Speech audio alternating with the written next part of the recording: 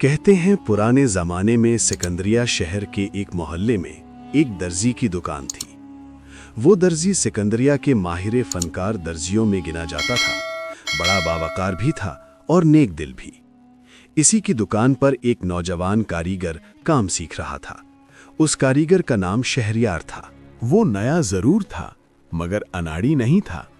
اس دور میں مشینیں کہاں تھیں، سارا ہنر ہاتھ کا ہوتا تھا۔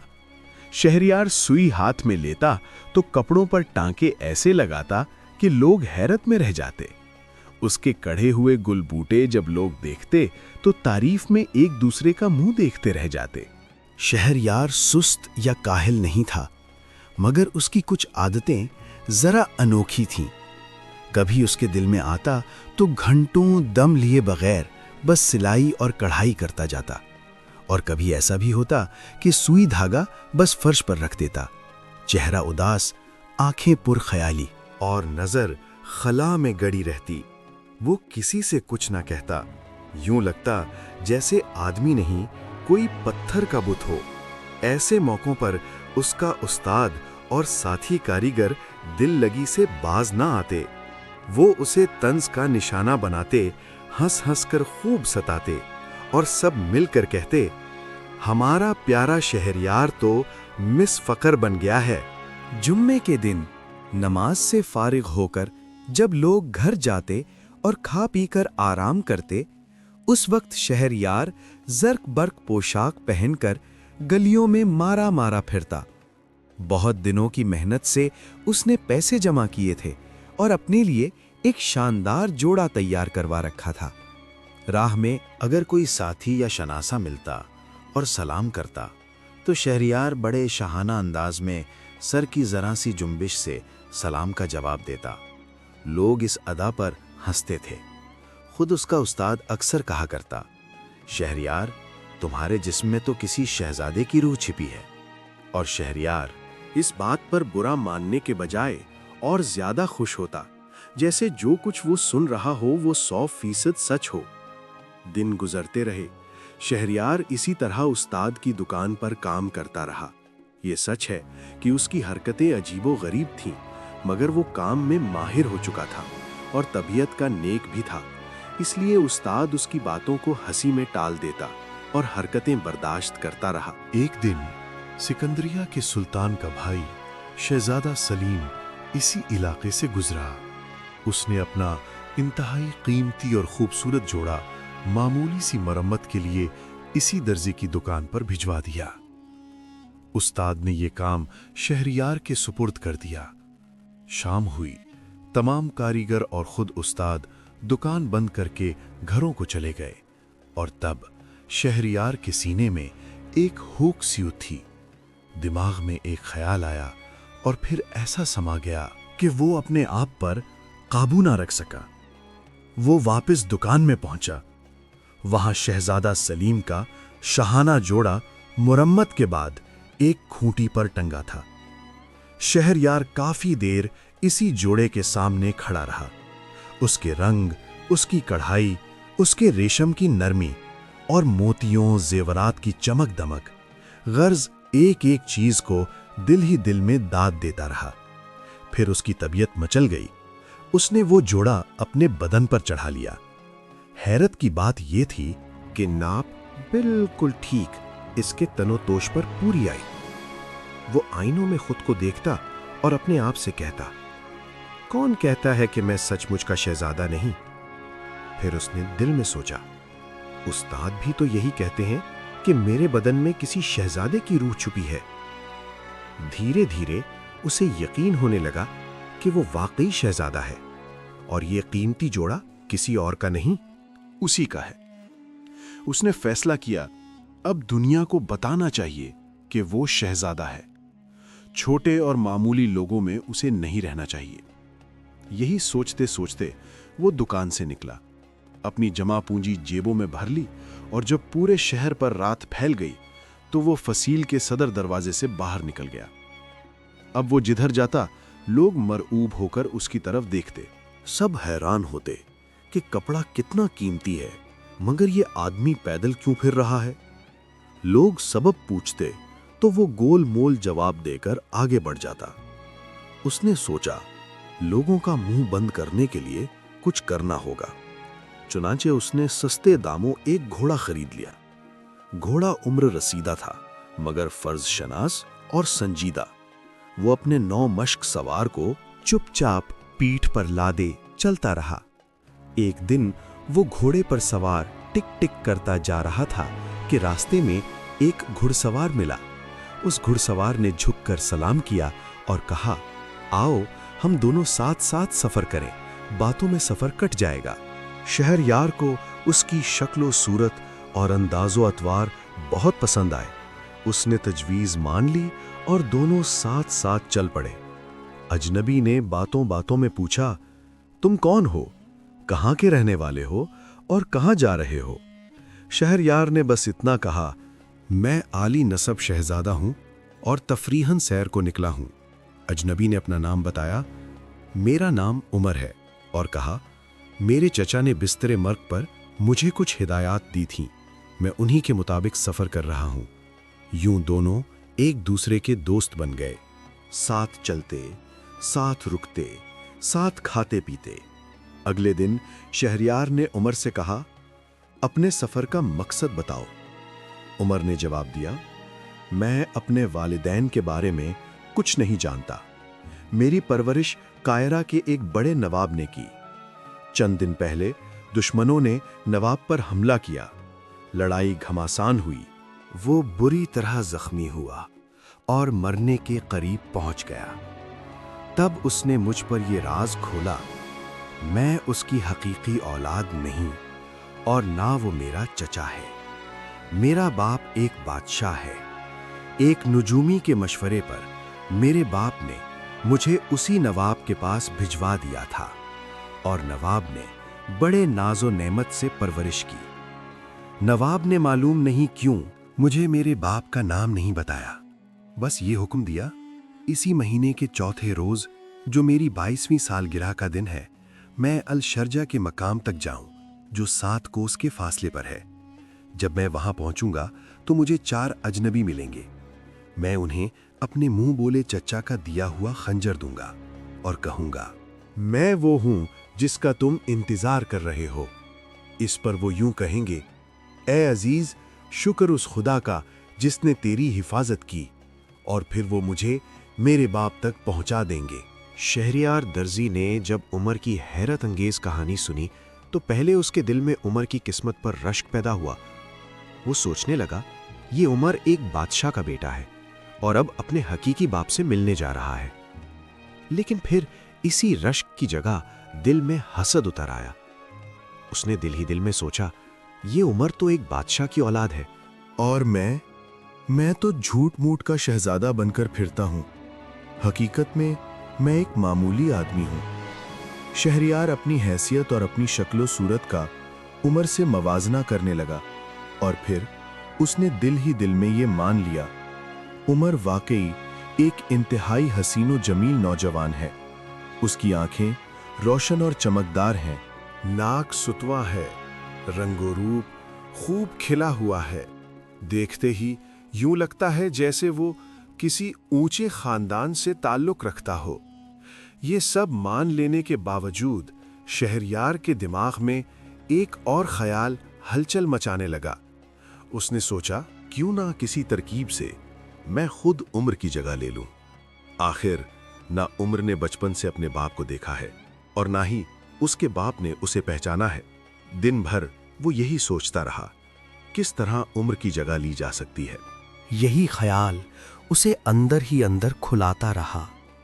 दिल में इसी सोच की चुभन लिए जब रात हुई तो वो सो गया। अगली सुबह जब शहरयार की आंख खुली तो उसने देखा उमर अभी तक सो रहा था। उसके चेहरे पर गहरी नींद का सुकून था और आंखों में शायद अपनी खुशनसीबी के दिनों के ख्वाब समाये हुए थे। वो खंजर जो उमर को उसके मुंह बोले चचा ने दिया था, उमर की कमर से बंधा हुआ था। शहरयार ने आहिस्तगी से वो खंजर निकाल लिया, उसकी धार को देखा, फिर सोए हुए उमर के सीने की तरफ नजर डाली। عمر کو قتل کرنے کا خیال آتے ہی شہریار سر سے پاؤں تک کانپ گیا۔ اس کے ہاتھ لرزنے لگے اور فوراً اس نے خنجر چھپا لیا۔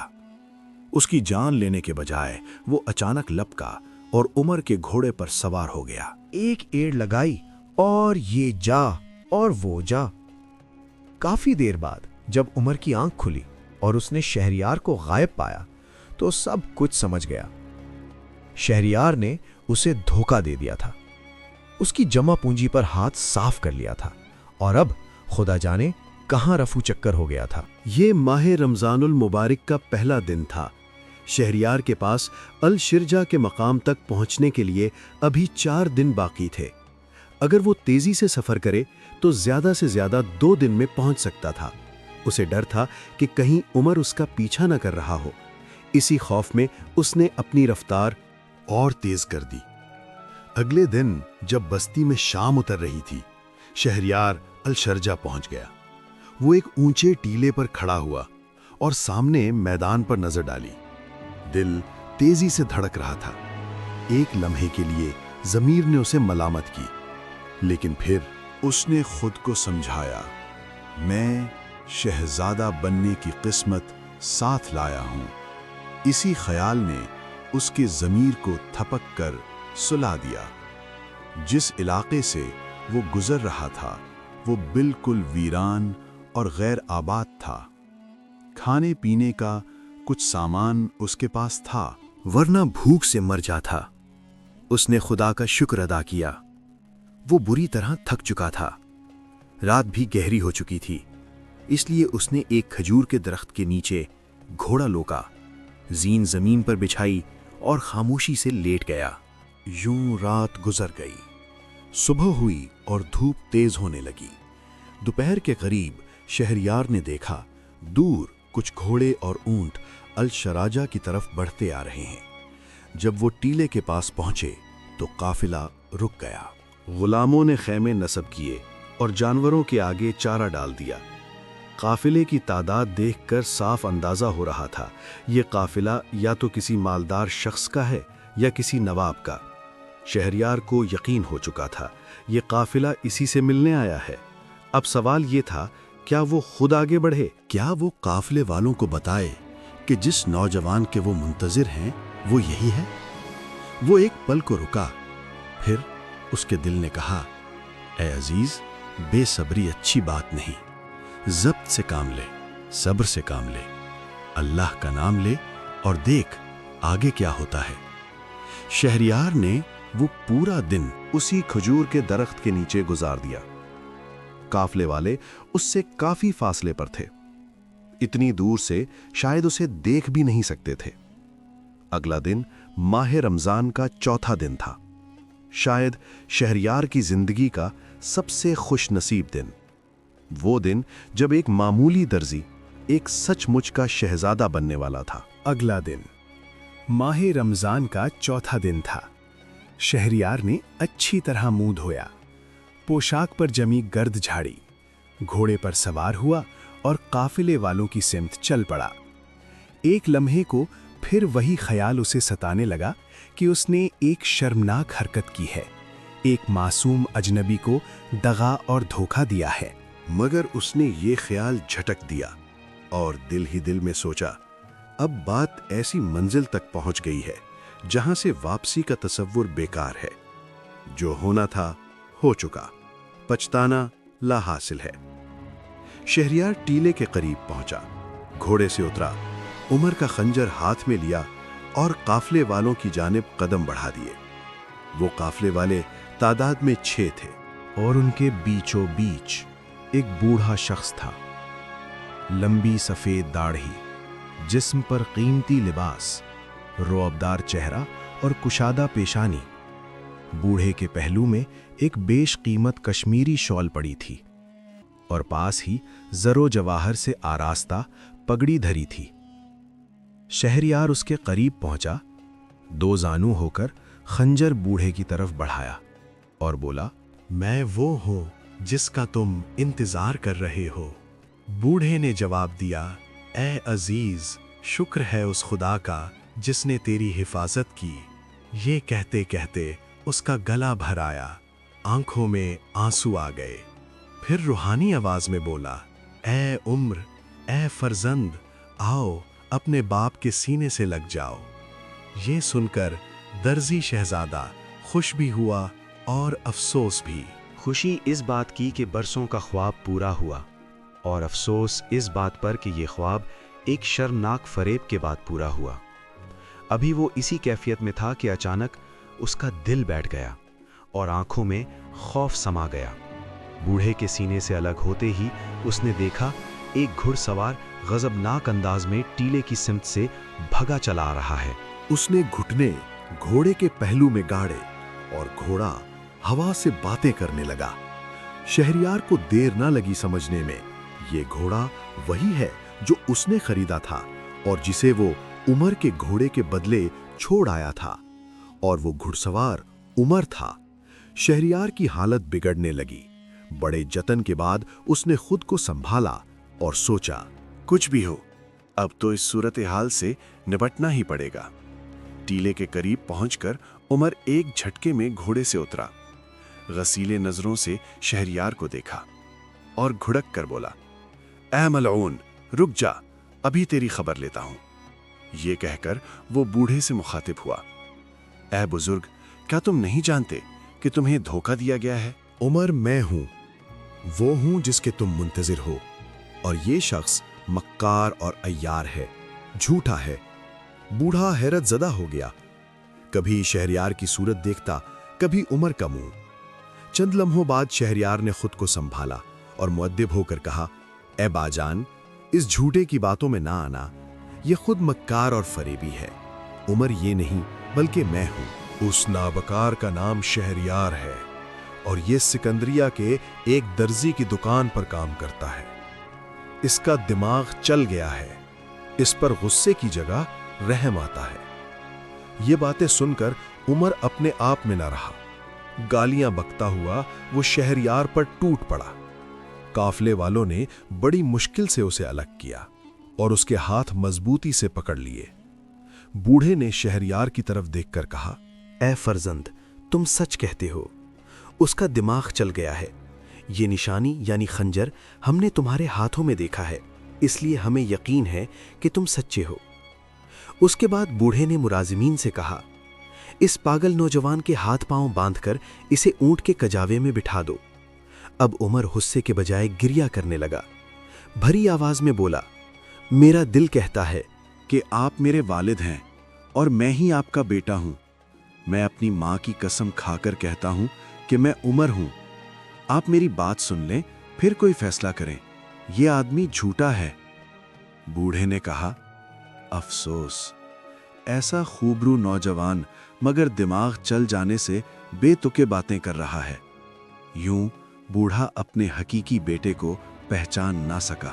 ایک بار پھر وہ شہریار سے بغل گیر ہوا اور سب کے سب آگے سفر پر چل دیے۔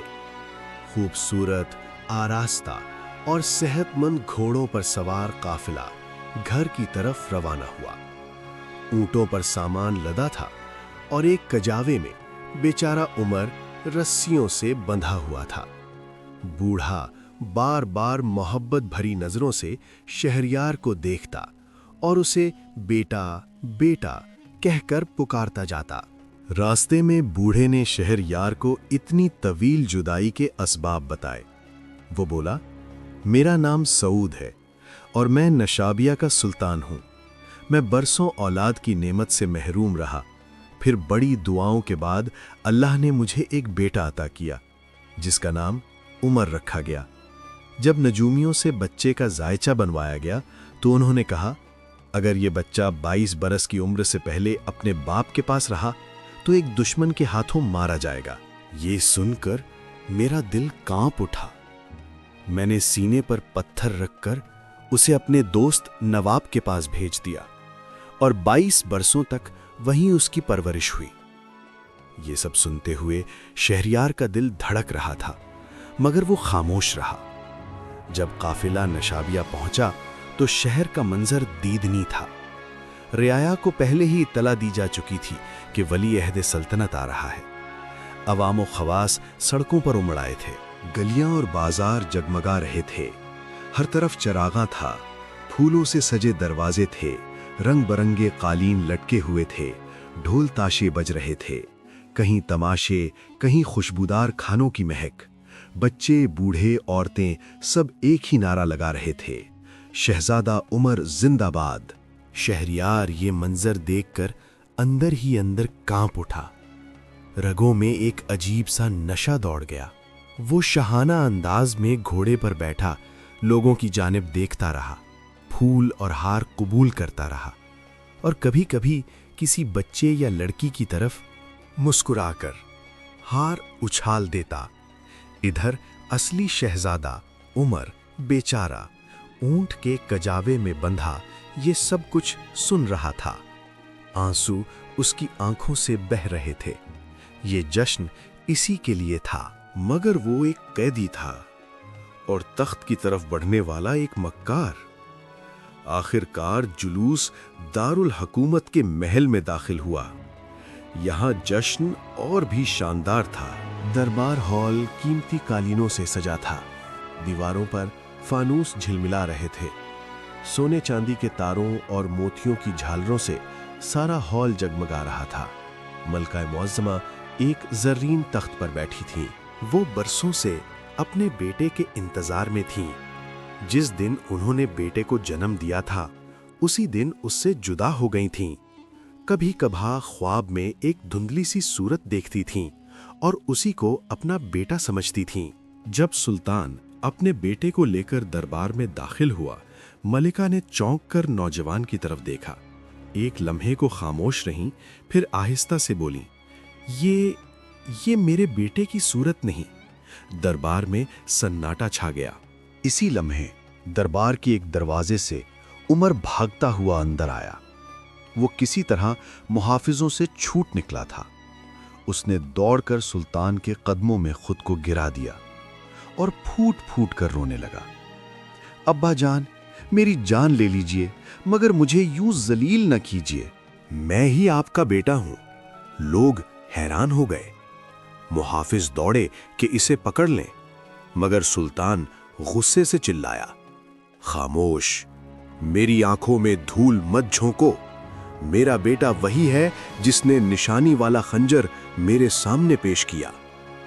عمر روتا رہا، چیختا رہا، مگر سلطان کا دل نہ پسیجا۔ اس نے حکم دیا کہ اس گستاخ کو بیڑیوں میں جکڑ کر قید خانے میں ڈال دو۔ محافظ عمر کو گھسیٹتے ہوئے لے گئے۔ ملکہ کا دل ٹوٹ گیا۔ وہ جانتی تھیں کہ ان کا بیٹا یہ قیدی نوجوان ہی ہے، مگر وہ اس وقت کچھ نہ کر سکیں۔ دربار میں خاموشی چھا گئی، مگر ایک ماں کے دل میں شک اب یقین میں بدل چکا تھا۔ عمر کو قید خانے میں ڈال دیا گیا، دربار خالی ہو گیا، مگر ملکہ کے دل میں طوفان برپا تھا۔ وہ جانتی تھیں کہ سچ قید میں ہے اور جھوٹ تخت پر بیٹھا ہے۔ کچھ دیر بعد جب دل کو ذرا قرار آیا تو ملکہ نے سوچنا شروع کیا، میں اپنے ضدی شوہر کو کیسے قائل کروں، کیسے ثابت کروں کہ میرا بیٹا کون ہے۔ اسی وقت ملکہ نے سلطان کے ان ملازموں کو بلایا جو نشابیہ کے باہر سلطان کے ساتھ گئے تھے اور جن کے سامنے شہریار نے خنجر پیش کیا تھا۔ ملکہ نے ایک ایک بات پوچھی۔ ملازموں نے پورا واقعہ بیان کیا کہ کیسے عمر اچانک نمودار ہوا، کیسے اس نے خود کو شہزادہ بتایا، اور کیسے سلطان نے صرف خنجر کی بنیاد پر شہریار کو اپنا بیٹا مان لیا۔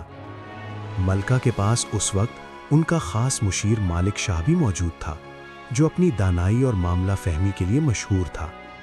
مالک شاہ نے ساری بات غور سے سنی، پھر آہستہ سے کہا، بی بی صاحبہ، فکر نہ کیجیے، میرے ذہن میں ایک تدبیر آئی ہے۔ اگر اللہ نے چاہا تو سچ خود سامنے آ جائے گا اور جھوٹ اپنی سزا پا لے گا۔ اس نے ملکہ کے کان میں کچھ کہا۔ ملکہ کے چہرے پر پہلی بار امید کی روشنی آئی۔ اگلے دن ملکہ نے اپنا رویہ بدل لیا۔ انہوں نے ایسا ظاہر کیا جیسے وہ سلطان کے فیصلے سے متفق ہیں اور شہریار ہی کو اپنا بیٹا مان چکی ہیں۔ سلطان اس تبدیلی سے خوش ہو گیا۔ چند دن بعد ملکہ نے نرمی سے سلطان سے کہا، کیوں نہ اس معاملے کا ایک امتحان لے لیا جائے تاکہ ہمیشہ کے لیے شک ختم ہو جائے۔ سلطان نے پوچھا، کیسا امتحان؟ ملکہ بولیں، جنگ، گھڑ سواری، تلوار بازی تو سب جانتے ہیں۔ میں چاہتی ہوں کہ عمر اور شہریار دونوں ایک ایک چغا سی کر دکھائیں اور اس پر خوبصورت گلبوٹے بنائیں۔ سلطان حیران ہوا، شہزادے اور سلائی، یہ کیسا امتحان ہے؟ مگر ملکہ کے اصرار پر اس نے ہاں کر دی، یہ سوچ کر کہ اصل شہزادہ تو اس کام میں ناکام ہو جائے گا۔ دونوں کو الگ الگ کمروں میں بٹھا دیا گیا۔ سوئی، دھاگا، کینچی اور ریشمی کپڑے کا ایک ایک تھان دونوں کو دے دیا گیا۔ 2 دن کی مہلت دی گئی۔ 2 دن بعد سب دوبارہ دربار میں جمع ہوئے۔ پہلے شہریار آیا۔ وہ سینہ تان کر چل رہا تھا۔ اس نے ایک شاندار چغا پیش کیا، ایسا نفیس کہ کاریگر بھی دنگ رہ جائیں۔ گل بوٹے ایسے لگتے تھے جیسے باغ سے توڑ کر سلے گئے ہوں۔ سلطان خوش ہوا۔ ملکہ نے خاموشی سے چغا لے لیا۔ پھر عمر کو بلایا گیا۔ عمر آیا، مگر اس کے ہاتھ میں سلے ہوئے چوغے کے بجائے ویسا ہی ریشمی تھان تھا جیسا اسے دیا گیا تھا۔ اس نے کپڑا اور کینچی زمین پر رکھ دی اور صاف لہجے میں کہا، میں گھوڑے دوڑا سکتا ہوں، تلوار چلا سکتا ہوں، قلعے پھلانگ سکتا ہوں، مگر میں نے کبھی سوئی دھاگا ہاتھ میں نہیں لیا۔ مجھے یہ ہنر سکھایا ہی نہیں گیا۔ یہ سن کر ملکہ چیخ پڑی۔ وہ دوڑ کر عمر سے لپٹ گئیں اور بولیں، یہی میرا بیٹا ہے۔ دربار میں سناٹا چھا گیا۔ ملکہ نے سلطان کی طرف دیکھا اور کہا، میں نے یہ امتحان سچ جاننے کے لیے رکھا تھا۔ اب آپ خود فیصلہ کریں، شہزادہ کون ہے اور درزی کون؟ سلطان سوچ میں پڑ گیا۔ اس کے چہرے کا رنگ بدلنے لگا۔ سچ اب خاموشی سے دربار کے بیچ کھڑا تھا۔ سلطان کافی دیر تک سوچ میں ڈوبا رہا۔ ایک طرف ملکہ کی باتیں تھیں، دوسری طرف اس کا غرور اور ضد۔ آخر اس نے کہا، یہ امتحان کافی نہیں، میں خود آخری فیصلہ کروں گا۔ اسی وقت سلطان نے گھوڑا منگوایا، فوراً اس پر سوار ہوا اور شہر سے باہر اس جنگل کی طرف روانہ ہو گیا جہاں عدل زاہدہ پری رہتی تھی۔ یہ مشہور تھا کہ وہ پری مشکل وقت میں سچ کا راستہ دکھاتی ہے۔ جنگل کے بیچ ایک روشن اور صاف شفاف مکان تھا۔ سلطان نے گھوڑا باندھا اور بلند آواز میں پکارا، اے عدل زاہدہ پری، اگر تو موجود ہے تو میری فریاد سن۔ چند لمحوں بعد درختوں کے درمیان سے سفید لباس میں ملبوس نقاب پوش پری ظاہر ہوئی۔ نرمی سے بولی، اے سلطان، بول کیا چاہتا ہے؟ سلطان نے سارا قصہ سنا دیا۔ دونوں نوجوان، خنجر، شک اور دل کا اضطراب۔ پری نے غور سے سنا، پھر 2 تعویذ نکالے اور سلطان کے ہاتھ میں دے دیے۔ بولی، ان میں سے ایک عزت اور وقار کا ہے اور دوسرا خوشی اور دولت کا۔ جو تیرا اصل بیٹا ہوگا وہ بغیر ہچکچاہٹ درست تعویذ چن لے گا۔ یہ کہہ کر پری درختوں میں غائب ہو گئی۔ سلطان تعویذ لے کر فوراً محل واپس آیا۔ اگلے دن عظیم دربار سجایا گیا۔ وزیر، امیر، مشیر سب حاضر تھے۔ تخت کے سامنے 2 میزوں پر دونوں تعویذ رکھ دیے گئے۔ سب سے پہلے شہریار کو بلایا گیا۔ وہ پورے غرور کے ساتھ آگے بڑھا اور بولا، حضور، میں آپ کا بیٹا ہوں، آپ کا حکم میرے لیے سب کچھ ہے۔ اس نے دونوں تعویذ غور سے دیکھے اور وہ تعویذ اٹھا لیا جس پر لکھا تھا خوشی اور دولت۔ سلطان نے کچھ نہ کہا، بس تعویذ واپس رکھ دیا۔ پھر عمر کو بلایا گیا۔ عمر آگے آیا، چہرہ تھکا ہوا مگر آنکھوں میں سچ کی روشنی۔ اس نے دونوں تعویذ دیکھے اور فوراً عزت اور وقار والا تعویذ اٹھا لیا۔ نرم مگر مضبوط آواز میں بولا، دولت اور خوشی انسان سے چھن سکتی ہے مگر عزت اور وقار صرف سچ کو ملتا ہے۔ میں نے یہی چنا ہے۔ پورا دربار ساکت ہو گیا۔ سلطان نے خادموں کو حکم دیا کہ زمزم کا پانی لایا جائے۔ اس نے دعا مانگی اے اللہ، سچ کو ظاہر فرما اور جھوٹ کو بے نقاب کر۔ اچانک عمر کے تعویذ کا ڈھکن خود بخود کھل گیا۔ اس میں سے تاج شاہی کی روشن شبیہ نمودار ہوئی۔ چند لمحوں بعد شہریار کے تعویذ کا ڈھکن کھلا، اس میں سے سوئی اور دھاگا نکل آیا۔ سچ سب کے سامنے تھا۔ سلطان کی آنکھوں سے آنسو بہنے لگے۔ اس نے تاج اٹھایا اور خود عمر کے سر پر رکھ دیا۔ دربار میں ایک ساتھ نعرہ بلند ہوا، اصل شہزادہ زندہ باد۔ ملکہ سجدے میں گر گئیں۔ انہوں نے اپنے بیٹے کو سینے سے لگا لیا۔ سلطان نے شہریار کی طرف دیکھا اور کہا، جو تیرا تھا وہی تجھے ملا، سوئی اور دھاگا۔ میں تجھے سزا دے سکتا ہوں، مگر آج خوشی کے دن تیری جان بخشتا ہوں۔ یہاں سے چلا جا اور دوبارہ فریب نہ کرنا۔ شرمندہ شہریار عمر کے قدموں میں گرا۔ عمر نے اسے اٹھایا اور کہا، میں نے تجھے معاف کیا، جا اور سچ کی روزی کما۔ یوں سچ جیت گیا، جھوٹ ہار گیا اور عدل قائم ہوا۔ دربار سے نکلتے وقت شہریار کے قدم لڑکھڑا رہے تھے۔ غرور ٹوٹ چکا تھا، آنکھوں میں ندامت تھی اور دل میں ایک ہی آگ جل رہی تھی، شرمندگی کی آگ۔ وہ خاموشی سے محل سے نکلا، کسی کی نظروں میں آنکھ ڈالنے کی ہمت نہ تھی۔ سلطان کی دی ہوئی مہلت اس کے لیے زندگی کا آخری موقع تھی۔ وہ سیدھا استبل پہنچا، ایک گھوڑے پر سوار ہوا اور بغیر پیچھے دیکھے اسکندریہ کی طرف روانہ ہو گیا۔ راستے بھر اسے وہ دن یاد آتے رہے جب وہ خود کو شہزادہ سمجھ بیٹھا تھا۔ وہ عزت، وہ سلامیاں، وہ ہار اب سب خواب لگ رہے تھے۔ کچھ دن بعد وہ اسکندریہ پہنچا اور سیدھا اپنے پرانے استاد درزی کی دکان پر گیا۔ استاد نے پہلے پہچانا نہیں، مگر جیسے ہی شناخت ہوئی غصہ بھڑک اٹھا۔ کاریگروں نے اسے گھیر لیا، سوئیوں سے بازو چبھ ہوئے، کینچی سے بال کاٹے اور خوب مارا پیٹا۔ استاد بولا، یہ تیری چوری کی سزا ہے، تو ہمیں ذلیل کر کے بھاگا تھا۔ شرمندہ شہریار خاموشی سے مار کھاتا رہا، کوئی جواب نہ دیا۔ آخرکار زخمی اور ٹوٹا ہوا وہ ایک سرارے میں جا گرا۔ وہاں رات بھر روتا رہا اور دل ہی دل میں عہد کیا، اب میں جھوٹی عزت نہیں چاہوں گا، صرف حلال محنت کروں گا۔ اگلی صبح اس نے اپنے پاس موجود قیمتی تعویذ ایک جوہری کو بیچ دیا۔ اسی رقم سے ایک چھوٹا سا مکان خریدا اور دوبارہ درزی کی دکان کھولی۔ دکان کے باہر ایک تختی لگوائی، شہریار درزی، عزت کی کمائی۔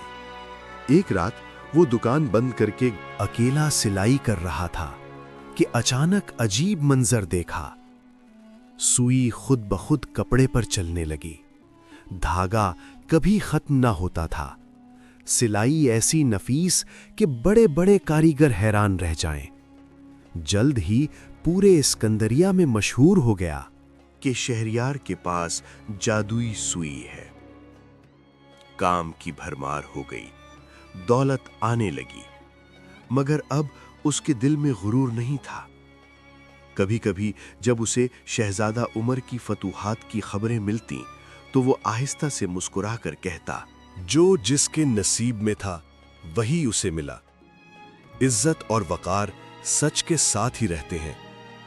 جھوٹی عزت عارضی ہوتی ہے، سچ آخرکار ظاہر ہو جاتا ہے۔ حلال محنت میں برکت ہے، غرور انسان کو گرا دیتا ہے۔ معافی سب سے بڑی طاقت ہے۔ اگر یہ کہانی آپ کے دل کو چھو گئی ہو تو ویڈیو کو لائک کریں، اپنوں کے ساتھ شیئر کریں اور مزید ایسی عبرت انگیز کہانیوں کے لیے ہمارے چینل سچی سوچ ٹی وی کو سبسکرائب کریں۔ ہو سکتا ہے یہ کہانی کسی ایک دل کو بدل دے، اور یہی کافی ہے۔